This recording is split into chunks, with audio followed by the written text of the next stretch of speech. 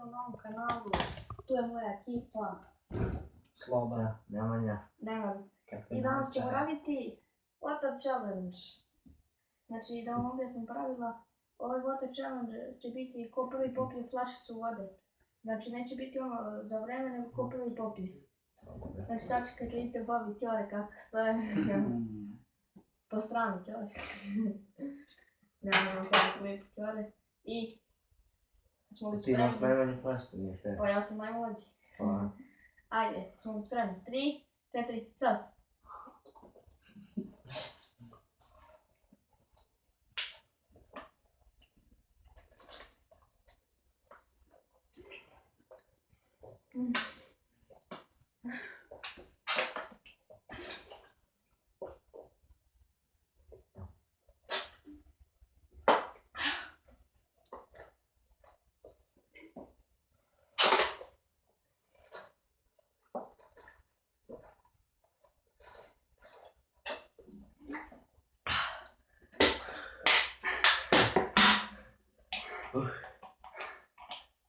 Razli se.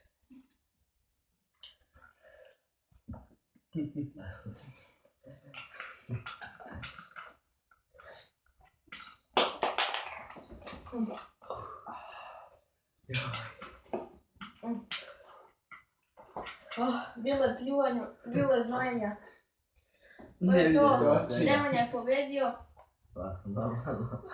To je bilo to za ovaj kanal. To je bilo to za ovaj video. Nadam se da ste uživali. Ako jeste, ostavite like, share i subscribe. Hvala vam na podršci na ovom kanalu, a mi se vidimo u sljedećem videu. Do tada, ćao! Pozdrav! Ćao!